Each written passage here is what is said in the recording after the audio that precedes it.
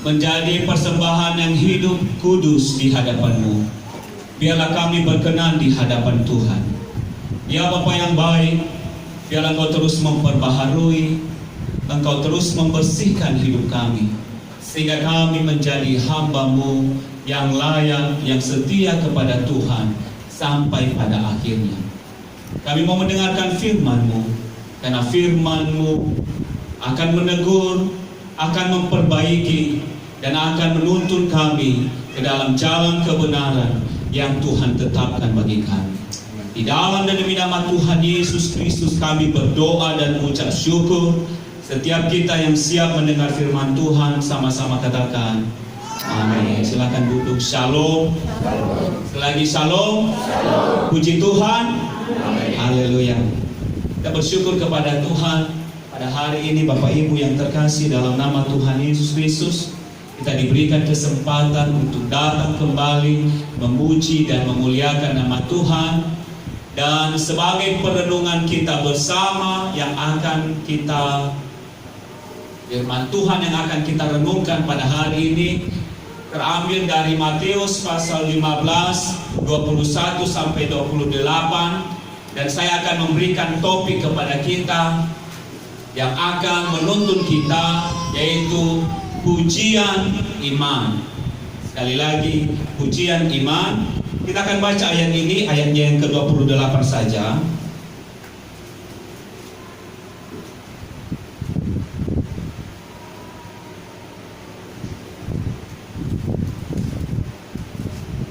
Dimulai dari ayat ke-21, 22 sampai ayatnya ke-28. Ayatnya yang ke-28 beginilah firman Tuhan. Maka Yesus menjawab dan berkata kepadanya, "Hai ibu, besar imanmu, maka jadilah kepadamu seperti yang kau kehendaki." Sekali lagi, maka Yesus menjawab dan berkata kepadanya, "Hai ibu, besar imanmu, maka jadilah kepadamu seperti yang kau kehendaki." Dan seketika itu juga anaknya sembuh. Haleluya. Bapak Ibu yang terkasih dalam nama Tuhan Yesus Kristus, firman Tuhan yang barusan kita bacakan pada pagi hari ini adalah berupa pujian yang diberikan oleh Yesus atas kepada seorang ibu. Karena apa? Karena iman seorang ibu yang begitu luar biasa. Dan harus kita mengerti bahwa Yesus tidak seperti manusia yang suka memberi pujian. Dalam Alkitab disebutkan Yesus itu hanya beberapa kali saja memberikan pujian tentang iman seseorang.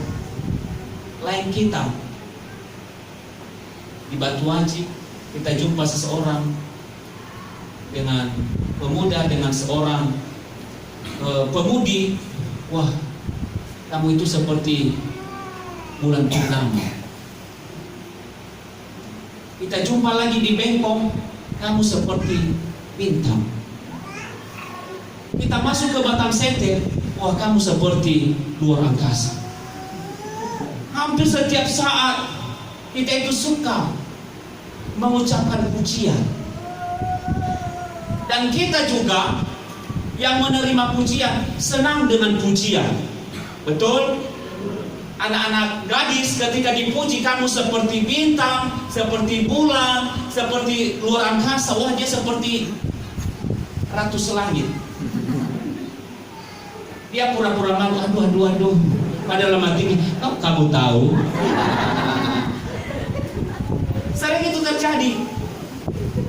Janganlah, abang ini ada-ada aja. Tapi maunya setiap hari diperkatakan. Kalau besok kita nggak bilang kamu adalah bulan, dia pasti bilang kamu sudah mulai berubah. Kamu tidak seperti yang dulu. Kamu katakan dulu aku ini bulan.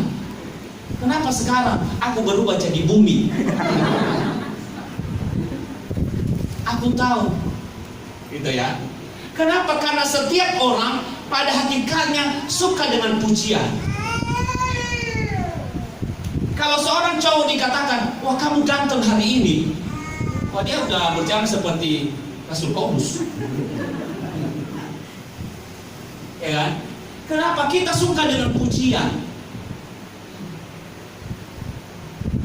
Karena pujian adalah bagian dari keinginan manusia. Tapi bayangkan kalau kita diejek, Bu, kenapa Pak udah senang-senang ibu kita? Hari ini ibu jelek sekali. Yang biasanya dia senyuman Pepsode bisa berubah jadi muka pepaya. Kamu tahu nggak? Aku 45 menit di depan cermin hanya untuk mempersiapkan wajah ini. Bisa menyinggung, bisa tersinggung, dan bisa menjadi dendam. Gara-gara dibilang kamu jelek, bisa sampai Tuhan Yesus datang, tidak mau cakapan. Hanya dibilang kamu jelek, kemudian banyak makan, kemudian tidak cantik. Itu bisa menyinggung perasaan seseorang. Itulah kenapa Bapak Ibu yang terkasih, pujian itu diinginkan oleh setiap orang. Makanya jangan heran bagi yang sudah berkeluarga, ibu-ibu suka dipuji. Seringlah sampaikan pujian. Hari ini mama cantik dan glowing. Walaupun dia baru masak sudah banyak. Ada sisa nasi, ada sisa ayam, ada masako di sini. Bilang aja kamu glowing, dia udah senang. Besok-besok dia akan masak rica-rica kepada kita. Karena ibu-ibu suka juga dipuji. Demikian juga ibu-ibu puji bapak-bapak. Apalagi kalau tanggal 7 baru pulang, dia bawa amplop, bilang, Pak, kamu luar biasa ganteng hari ini. Langsung, mana amplopnya? Ya, ini satu tips saya kasih sama ibu-ibu ya. Jangan pulang-pulang bapak-bapak, Bapak udah gajian ke hari ini? Jangan. Pak, Bapak ganteng, Bapak luar biasa. Mau kopi atau mau teh? Mana amplop? Silakan ya. Oh jangan Bapak ini pengalaman. Tapi Bapak Ibu yang terkasih dalam nama Tuhan Yesus, sebagai perenungan kita, Yesus itu tidak sembarangan memuji orang. Kalau Yesus memuji itu bukan kepura-puraan. Ada orang memuji tapi itu pura-pura. Kamu cantik tapi dalam hatinya, oh jelek kali dia sebenarnya. Kamu hari ini wah luar biasa penampilannya, suaramu seperti suara wah. Itu kadang hanya di bibir, tapi di hati, wah, mendingan dia tidak bernyanyi tadi. Suaranya seperti drum yang sudah dipecahkan. Tapi kalau Yesus sudah memuji Bapak Ibu, itu artinya itu pujian yang benar-benar yang luar biasa dan terjadi. Dan hari ini menjadi perenungan kita. Dikatakan Yesus memuji seorang ibu Kanaan dan dikatakan, hai ibu, besar imanmu. Artinya ibu ini imannya bukan iman abal-abal. Imannya bukan iman kaleng-kaleng. Tapi memang benar dia adalah seorang ibu yang beriman. Mari kita lihat bagaimana ceritanya kok Yesus bisa memuji seseorang. Saudara, kalau Bapak Ibu baca dikatakan, lalu Yesus pergi dari situ dan menyingkir ke daerah Tirus dan Sidon. Maka datanglah seorang perempuan Kanaan dari daerah itu dan berseru, kasihanilah aku ya Tuhan anak Daud, karena anakku perempuan kerasukan setan dan sangat menderita. Yang dipuji oleh Yesus adalah seorang ibu yang sedang mengalami kegalauan. Seorang ibu yang sedang mengalami sebuah pergumulan yang besar. Dan Bapak Ibu dikatakan di mana ibu itu terada. Ibu itu ada di Tirus dan di Sidon. Saya memberikan gambaran kepada kita, bagi orang Israel, orang-orang Tirus dan orang-orang Sidon itu adalah orang-orang yang tidak ada gunanya, kalangan bawah, orang-orang rendahan. Makanya orang Israel tidak suka bergabung dengan orang-orang Tirus dan orang Sidon. Kalau bahasa sehari-hari yang sedang kita dengarkan, sering sekali kita dengarkan digaungkan orang, mereka itu dianggap sebagai bangsa kafir. Mereka itu orang-orang yang gak percaya Tuhan. Mereka itu gak ada apa-apanya. Makanya orang Israel tidak mau duduk sama dengan orang-orang Tirus dan orang-orang Sidon. Tidak mau makan sama. Bahkan tidak mau bersalaman dengan mereka. Dan kemudian ada seorang perempuan yang tidak ada gunanya ini tadi datang kepada Yesus, dan dikatakannya dia berseru kepada Yesus. Kenapa dia berseru? Karena dia ingin mencurahkan kegalauannya. Dia ingin mencurahkan isi hatinya. Sama seperti ibu-ibu kalau lagi galau suka mencurahkan isi hatinya. Apalagi kegalauannya ini bukan hanya main-main, Bapak Ibu. Bukan karena Facebooknya sudah terblokir, tapi karena anak perempuannya sedang kerasukan setan. Dan bukan hanya kerasukan, dikatakan dia sangat menderita. Dia memohon kepada Yesus, Yesus tolong aku. Karena didengar-dengarnya bahwa Yesus ini adalah orang yang luar biasa. Didengar-dengarnya walaupun gak pernah jumpa dengan Yesus, tapi dia, Yesus sanggup menolong aku.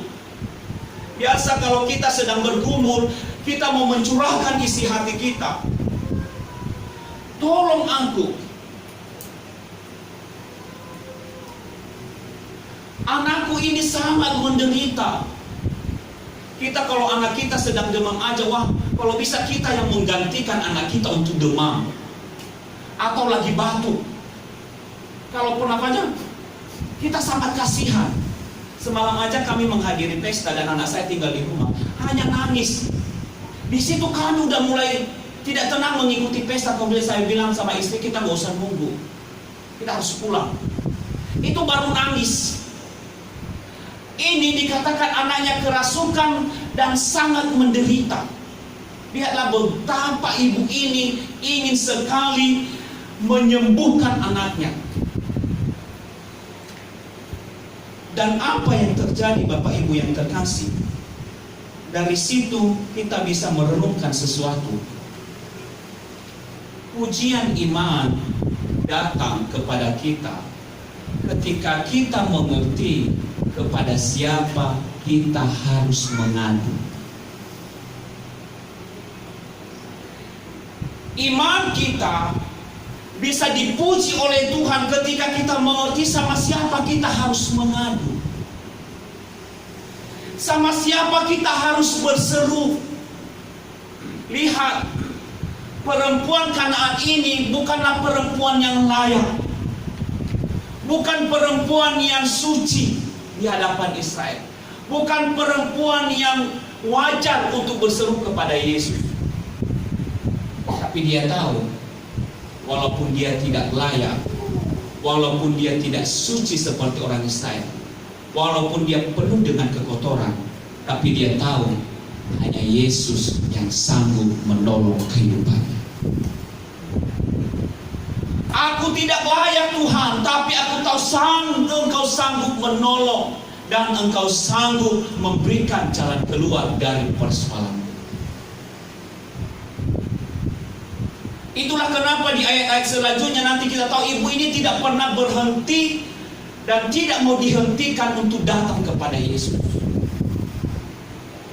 Sudah banyak dia jumpa orang, sudah banyak dia pergi kepada dokter, dia pergi kepada tabib, dia cari obat-obat di kampung, dia cari obat-obat daun-daunan, tapi tidak ada kesembuhan. Dan dia tahu hanya Yesus yang sanggup menolong. Hanya Yesus yang sanggup memberikan jalan keluar. Dan pertolongan Yesus adalah pasti. Kalau ingin imanmu dipuji oleh Tuhan, janganlah pernah berpaling daripada Tuhan.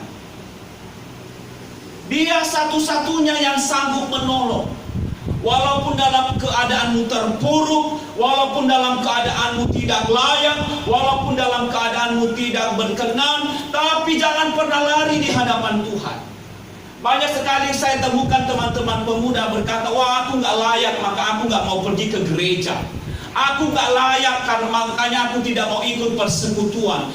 Aku tidak layak, wah keluarga kami tidak layak. Justru karena kita tidak layak, yang mampu melayakkan kita hanyalah Yesus Kristus. Amin. Amin. Hanya itu yang pasti. Tidak ada satu nama pun yang diberikan di dalam dunia ini yang sanggup menyelamatkan manusia, kata Kisah Rasul pasal 4:12, selain daripada Dia, Yesus Kristus, yang telah diutus oleh Tuhan menyelamatkan kehidupan manusia. Jangan berpaling dari Yesus. Satu-satunya yang mampu menolong.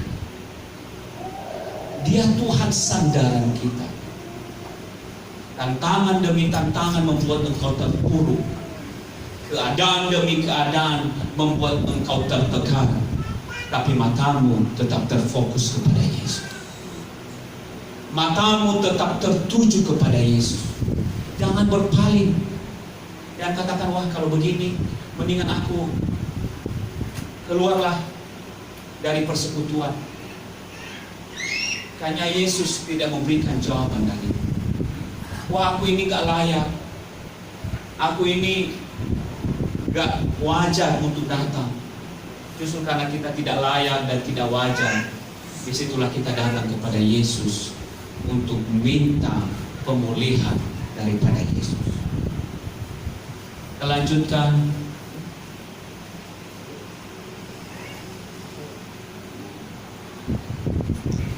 Ketika perempuan Kanaan ini datang kepada Yesus,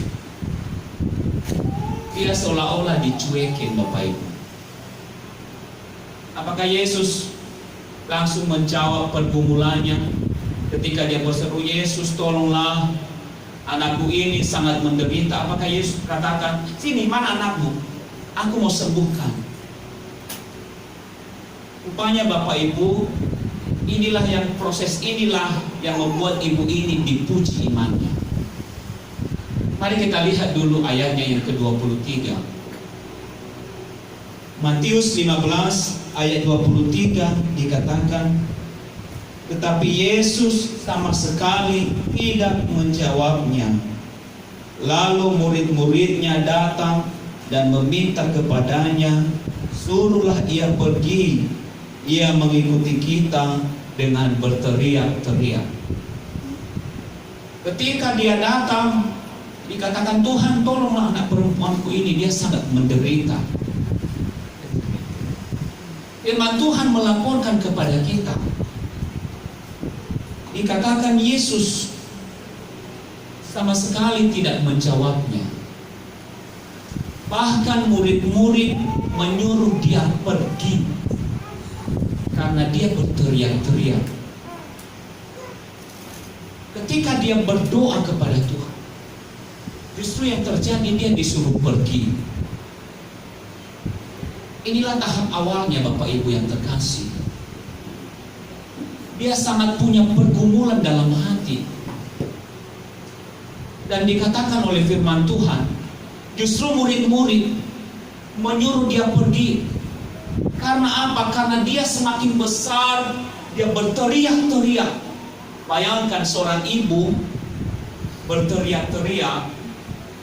Dia berteriak-teriak minta tolong kepada Yesus. Yesus hanya berlalu begitu saja. Firman ini sengaja dituliskan bukan untuk menunjukkan bahwa Yesus tidak peduli kepada orang. Tapi konteks dari firman ini, bagaimana seorang ibu dipuji imannya. Bahkan murid-murid yang bersama-sama dengan Yesus dikatakan, pergi, kamu hanya mengganggu saja. Kalau kamu lagi punya pergumulan, kamu harus membayar sebuah denda yang harus kamu bayar. Kemudian kamu datang kepada orang, tolonglah Pak, karena kamu pikir orang bisa menolong engkau. Dan dikatakannya, pergi kamu dari sini.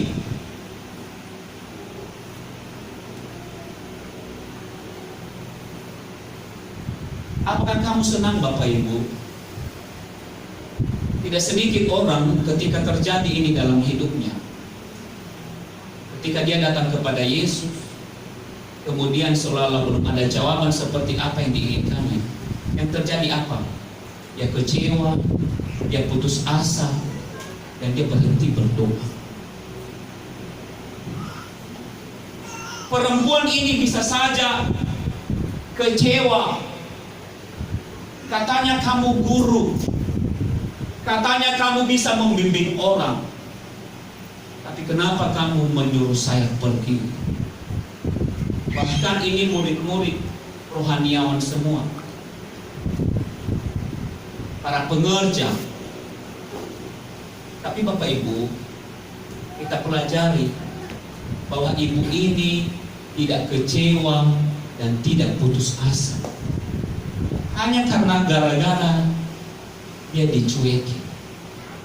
Hanya karena gara-gara dia disuruh pergi. Kita lihat apa jawabannya di ayat 24. Yang pertama tadi dia disuruh pergi. Yang kedua kita baca ayat yang ke-24. Jawab Yesus, aku diutus hanya kepada domba-domba yang hilang dari umat Israel. Yesus sendiri katakan, kamu ini tidak bisa saya tolong karena kamu bangsa kafir. Aku hanya mau menyelamatkan orang Israel. Dia nggak dianggap. Teriakan-teriakan yang minta tolong tidak dipedulikan. Teriakan-teriakan yang minta pemulihan justru dikatakan saya nggak mau menolong kamu. Bukan dikatakan Yesus, udahlah nggak apa-apa, besok kamu balik lagi ya. Mungkin itu bisa menghibur sedikit. Tapi Yesus katakan, aku bisa menolong, tapi saya nggak mau menolong kamu. Itu menyakitkan ya Bapak Ibu. Kalau seorang bilang kepada kita, Pak bisa nggak pinjam uang 50.000? Kemudian Bapak ini bilang, aku punya banyak uang, 100 juta pun bisa aku pinjamkan sama, tapi aku tidak mau menolong kamu. Ini bisa memicu rasa sakit hati dalam hati kita. Ketika dia begitu kesakitan, galau, dan dia tidak dianggap dalam ayat ke-24, ibu ini tidak berhenti. Tidak berhenti. Kemudian kita baca ayatnya yang ke-25 dan 26. Di 25 dikatakan, tetapi perempuan itu mendekat dan menyembah dia sambil berkata, Tuhan, tolonglah aku. Seperti sewaktu tadi dikatakan oleh Yesus, aku gak mau menolong engkau. Dia bukan mundur atau dia bukan meninggalkan Yesus. Apa yang dilakukannya? Dia justru menyembah. Dia berlutut, dia sujud, dan dikatakannya, Tuhan, tolonglah aku. Gak ada waktunya lagi untuk sakit hati. Gak ada waktunya lagi untuk kecewa. Gak ada waktunya lagi untuk putus asa. Tapi semakin dia disuruh pergi, semakin dikatakannya kamu tidak layak, semakin dikatakannya kamu tidak wajar, semakin dia disuruh untuk diam. Tapi apa yang dilakukannya? Semakin dia mendekat kepada Yesus. Bukan hanya berseru lagi, tetapi dia berlutut menyembah kepada Tuhan dan katakan, Tuhan, tolonglah. Ketika doa-doa kita belum terjawab, ketika doa-doa kita belum kita dapatkan apa yang Tuhan mau dalam hidup kita. Jangan langsung berhenti, jangan langsung kecewa, jangan langsung putus asa. Tapi semakin engkau belum yakin dan semakin engkau belum dengarkan apa yang Tuhan mau, semakin engkau datang dan semakin engkau menyembah di hadapan Tuhan. Katakan, Tuhan, tolonglah aku. Amin. Jangan langsung berpaling. Engkau sudah berdoa 1 tahun, Tuhan, udah capek aku berlutut. Kemudian engkau berpaling, engkau meninggalkan Tuhan. Jangan berhenti. Sama seperti Yakub ketika dia bergumul di hadapan Tuhan. Dikatakannya tuh, aku tidak akan melepaskan engkau ya Tuhan sebelum engkau memberkati aku. Aku tidak pernah meninggalkan hadirat-Mu ya Tuhan sebelum engkau berbicara kepadaku. Itulah perempuan Kanaan yang dipuji imannya oleh Yesus. Dan yang terakhir di ayat ke-26 kita bacakan. Tetapi Yesus menjawab, tidak patut mengambil roti yang disediakan bagi anak-anak dan melemparkannya kepada anjing. Ia disamakan dengan hewan. Ini yang paling menyakitkan. Kalau kita disamakan dengan hewan, itu artinya kita nggak punya harga diri lagi. Kita nggak punya akal, kita nggak punya pikiran, kita seperti orang yang sangat kotor. Itulah ujian yang terakhir yang dialami oleh ibu ini. Ketika dia disamakan dengan hewan, wah, ini nggak layak. Anjing nggak boleh makan ini. Bisa saja perempuan itu bilang, apa kau bilang aku anjing? Sudah tidak kau jawab doaku, sudah kau suruh aku pergi, kemudian kamu nggak sopan lagi. Bisa saja ini menjadi penyulut emosi, amarah.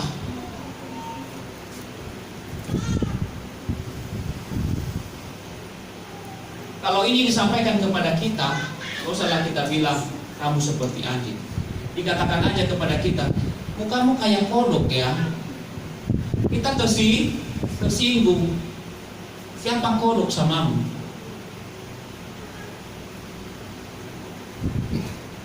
Apakah ibu ini tersinggung? Firman Tuhan katakan tidak. Tapi apa yang dilakukan oleh firman Tuhan? Benar Tuhan, namun anjing itu memakan remah-remah yang jatuh dari meja tuannya.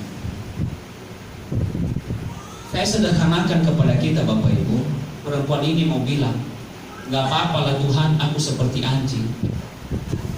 Remah-remah pun Tuhan, aku makan. Sisa-sisa pun Tuhan, gak apa-apa lah itu yang kau kasih sama aku. Semakin dia ditekan, semakin dia direndahkan. Tapi ibu ini semakin mendekatkan diri di hadapan Tuhan. Dari ketiga hal ini Bapak Ibu yang terkasih dalam nama Tuhan Yesus Kristus, ada satu hal yang mau kita renungkan. Ini bisa ditekan di belakang. Ada satu hal yang mau kita renungkan, bahwa pujian iman datang ketika kita tidak pernah berhenti untuk datang kepada Yesus. Tidak pernah berhenti. Mau Tuhan belum jawab, mau kita dianggap seperti hewan, mau kita direndahkan, gak ada harga dirinya, tapi kita tidak pernah berhenti. Justru kita semakin terus datang, dan terus datang di hadapan Tuhan. Mau ada orang bilang, udah capek lah kau berdiri itu. Apakah Apakah kamu gak malu kursi gereja itu menipis gara-gara kamu terus datang berdoa di gereja? Mau ada orang seperti begitu bilang kepadamu, jangan pernah berhenti, terus datang dan terus datang untuk datang di hadapan Tuhan. Udah capeklah aku mendengarkan kamu berdoa-doa kepada Tuhan, suaramu lantang kali. Kamu bernyanyi setiap pagi, berisik. Mau ada yang bilang seperti begitu, maka kamu apa yang harus kamu lakukan? Kita sebagai anak-anak Tuhan adalah untuk terus datang, dan tidak pernah tidak datang di hadapan Tuhan. Tidak pernah berhenti. Kalau ingin imanmu dipuji oleh Tuhan, bukan hanya pada keadaanmu baik atau ketika kamu menerima berkat, tapi orang-orang yang dipuji imannya oleh Tuhan adalah orang-orang yang terus datang di hadapan Tuhan. Walaupun dia diremehkan, walaupun dia diusir, walaupun dia tidak dianggap, walaupun dia direndahkan sama sekali. Semakin dia direndahkan, semakin dia ditekan, tapi dia semakin datang di hadapan Tuhan. Dia semakin berseru di hadapan Tuhan. Bahkan dia menyembah, berlutut, berdoa di hadapan Tuhan. Bapak Ibu, kalau ingin imanmu dipuji oleh Tuhan, bukan iman yang berpenuh dengan kepura-puraan, tapi ketika Yesus adalah Allah, ketika dia memuji seseorang, itu sungguh luar biasa. Sampai hari ini, perempuan Kanaan yang tidak layak ini menjadi teladan dan pedoman bagi kita semua. Karena dia tidak pernah berhenti untuk datang di hadapan Tuhan. Banyak yang mengganggu hatinya, banyak yang membuat dia menjadi sakit hati, banyak yang menyinggung perasaannya, tapi dia terus datang, sujud, sembah di hadapan Tuhan. Sering sekali dalam pergumulan hidup kita, Bapak Ibu, kita seperti perempuan Kanaan ini, prosesnya.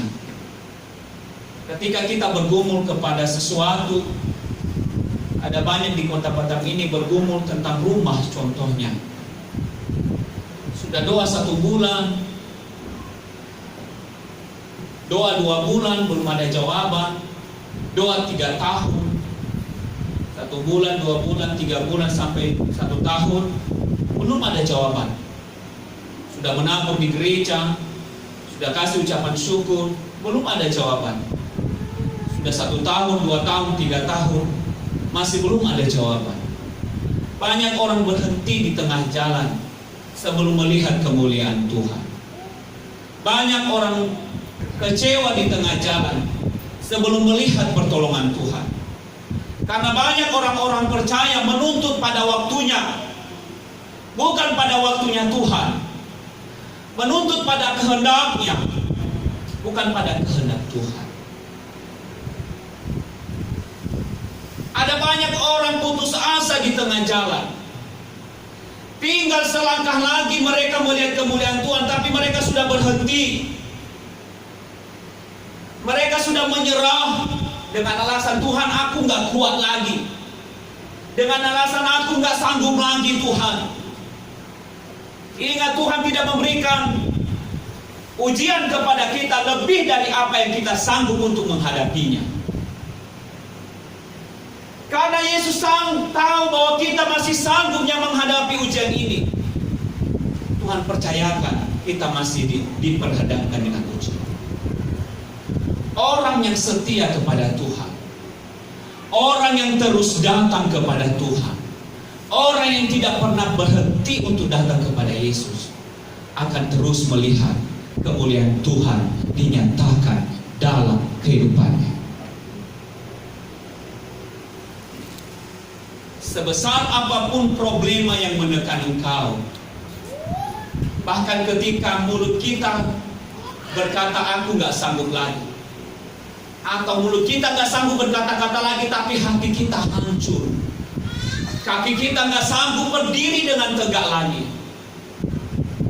Sepanjang itu terjadi, jangan pernah berhenti untuk datang kepada Yesus.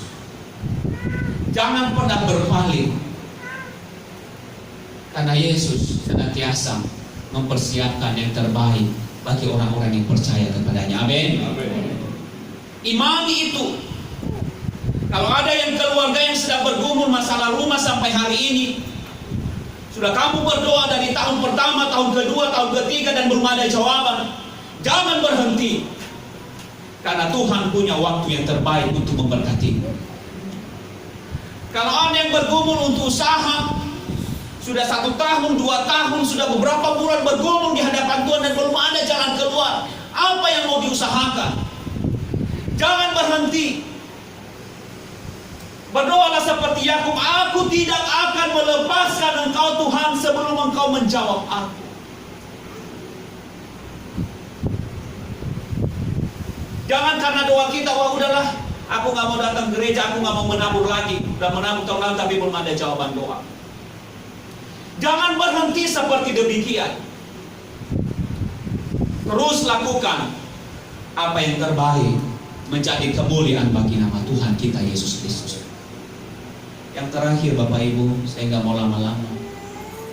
Ujian iman datang ketika kita mengerti bahwa Allah pasti menolong kita. Ketika kita mengerti Allah itu pasti, bukan insya Allah, bukan mudah-mudahan, tapi dikatakannya pasti menolong kita, maka kita pun akan semakin kuat di dalam iman. Walau badai menerpa, walau angin menghadang, walau banyak di tempat pekerjaan yang menutup jalanmu, walau banyak di tempat pekerjaan yang berusaha menjatuhkan engkau, tapi ketika engkau berpegang teguh di tangan Tuhan, tak ada satu orang pun yang bisa merendahkan, yang bisa menutup pintu bagimu, dan yang bisa mencelakakan engkau. Satu saja, pegang erat tangan Tuhan, jangan lepaskan. Ku tak dapat jalan sendiri. Ada satu lagu hidup Jerman selalu berkata, oh Tuhan, pimpinlah langkahku, ku tak dapat jalan sendiri. Doaku itulah sertamu, itulah doaku. Ajarku merendahkan diri, seturut firman-Mu setiap hari. Jadikan pelita dalam terang, mencari domba yang sesat. Itulah kerinduan jiwaku. Sama seperti pemazmur Daud katakan, satu hal telah kuminta di hadapan Tuhan, adalah diam di rumah Tuhan seumur hidup. Lebih baik 1 hari di rumah Tuhan dibandingkan 1000 hari di luar sana. Kenapa? Karena pemazmur Daud tahu bahwa dalam hadirat Tuhan ada kekuatan, ada pengharapan, ada sukacita, dan kita akan menyaksikan kebajikan Tuhan terjadi dalam hidup kita. Walaupun ada orang yang berusaha menghalangi kita di tempat pekerjaan, tapi kalau Tuhan beserta kita, Tuhan yang akan memimpin dan menolong seluruh hidup kita. Bapak Ibu yang terkasih dalam nama Tuhan Yesus Kristus, ketika ingin engkau imanmu semakin kuat dan semakin kokoh, sampai kita benar-benar dapat pujian, hai ibu besar iman.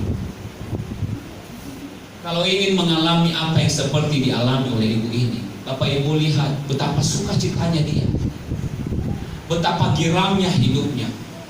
Seseorang yang tadinya diremehkan, seseorang yang tadinya tidak dianggap layak, seseorang yang tadinya dianggap sampah, seorang yang tadinya dianggap sebagai hewan. Tapi ketika dia terus datang, tidak pernah berhenti. Yesus sendiri raja di atas segala raja, memuji dia, katakan, "Hai ibu, besar iman." Bukankah pujian daripada Yesus adalah sesuatu hal yang luar biasa? Satu hal yang membuat kita bertahan sampai hari ini adalah karena kita punya iman kepada Yesus. Namun Bapak Ibu, biarlah kita terus mengokohkan iman kita di dalam Tuhan. Jangan biarkan engkau mundur karena persoalan-persoalan yang sedang terjadi, karena tekanan-tekanan yang kita hadapi dalam pekerjaan, dalam keluarga, percecokan yang sering kita hadapi setiap hari. Tapi biarlah kita tetap kuat, berdiri menghadap Tuhan dengan penuh keyakinan. Biarlah firman Tuhan ini menjadi sebuah pedoman bagi kita sampai pada akhirnya Tuhan katakan, "Hai anakku, besar iman. Hai bapak-bapak, besar iman. Hai ibu-ibu di Kalvari, besar imanmu di hadapan." Saudara pemain musik akan mengakhiri ibadah ini dan naikkan pujian, "Engkau Tuhan sandal, satu-satunya yang kuandalkan." Kita di sini bisa mempersiapkan pujiannya.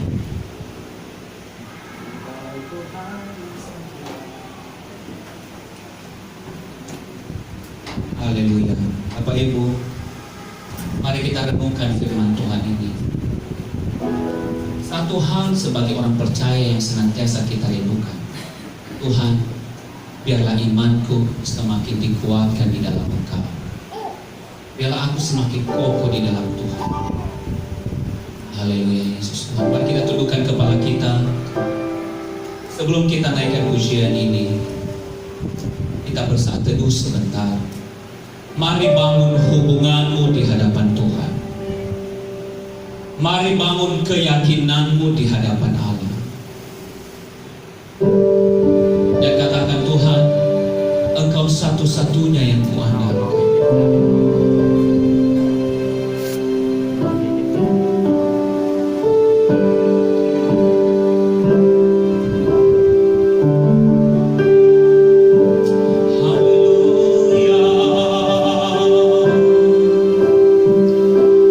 Haleluya.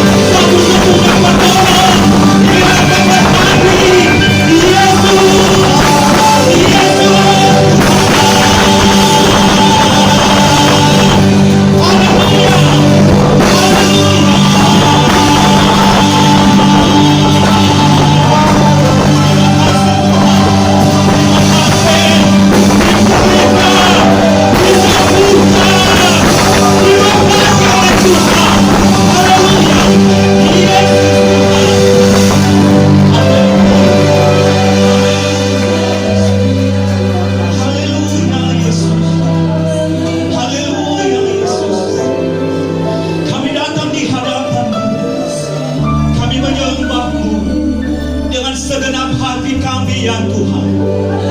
Biarlah Engkau temukan kami semakin kuat di dalam iman. Engkau temukan kami semakin kokoh ya Tuhan. Kami ingin melihat kemuliaan-Mu demi kemuliaan-Mu dinyatakan di dalam kehidupan kami jemaat Tuhan. Kami mungkin tidak layak, kami mungkin tidak wajar Tuhan, mungkin kami tidak anggap, tidak dianggap, tapi kami yakin Yesus Tuhan, Yesus Tuhan sanggup melayakan menolong kami ke hadapan. Haleluya Yesus. Terima kasih Tuhan, terima kasih Tuhan. Kami bersyukur hanya padamu.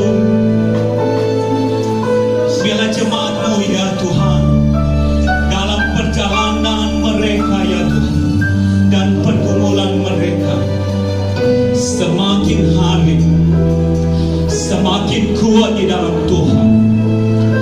Mereka tidak mudah kecewa, mereka tidak mudah putus asa, mereka tidak mudah menyalahkan keadaan, tapi mereka akan terus berdiri dan menyatakan bahwa Tuhan Yesus ajaib dan penolong dalam seluruh kehidupan mereka, bahwa Tuhan Yesus sanggup memberikan yang terbaik dalam seluruh kehidupan mereka.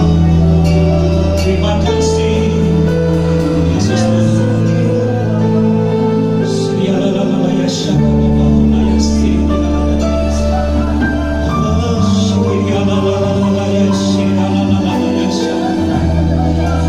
Kami lepaskan berkat-Mu bagi jemaat-Mu.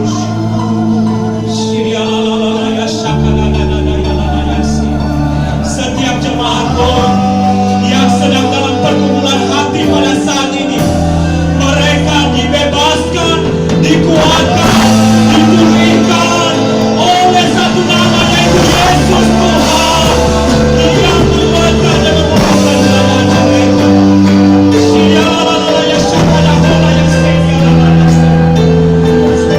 Berkat Allah dari tempat yang maha tinggi, berkat dari surgawi, mengalir dalam jemaat-Mu di tempat ini ya Tuhan.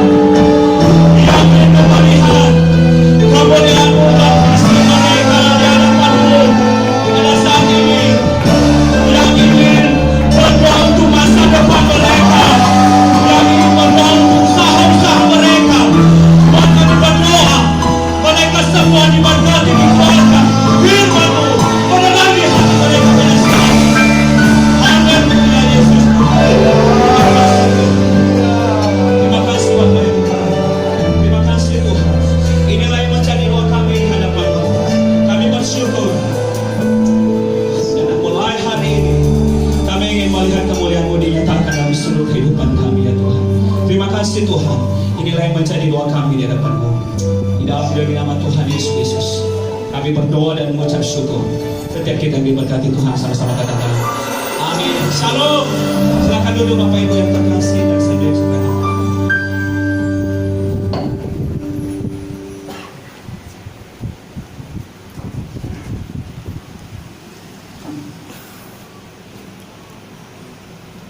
Kita melanjutkan ibadah kita.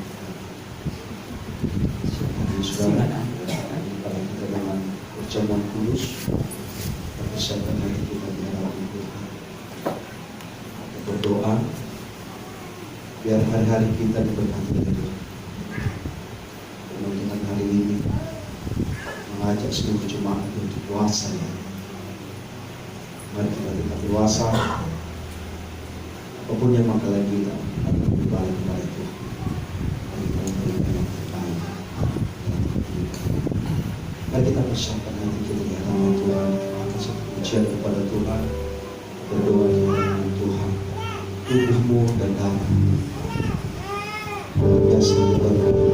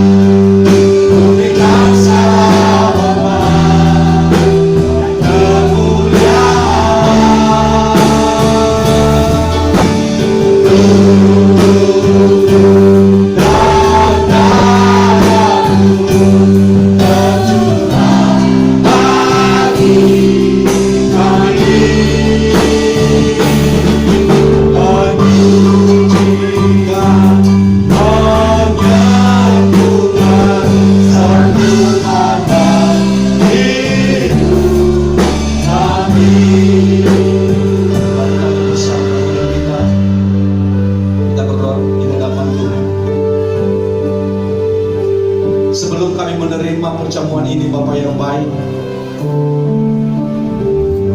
Kami memeriksa hati kami dan pikiran kami di hadapan Tuhan. Kami tahu sebenarnya kami tidak layak menerima tubuh Tuhan dan darah-Mu di dalam kehidupan kami, Bapa yang baik. Karena kehidupan kami penuh dengan dosa, Bapa yang baik. Dan pada hari ini Tuhan Yesus, kami minta pengampunan kepada Tuhan. Buat hati kami, buat kehidupan kami Tuhan, semakin berkenan di hadapan Tuhan. Berkati kehidupan kami, berkati kelemahan kami dalam hidup kami, Bapa yang baik. Berkati kekurangan kami, sehingga kami terus berjalan sesuai dengan kehendak Tuhan, rencana Tuhan di dalam kehidupan. Persiapkan seluruh jemaat-Mu, Bapa yang baik, dan layakkan mereka menerima perjamuan ini, Bapa yang baik. Di dalam nama Yesus Kristus. Haleluya. Amin. Kita angkat sekali lagi pujian ini, dan saya minta petugas yang sudah dipersembahkan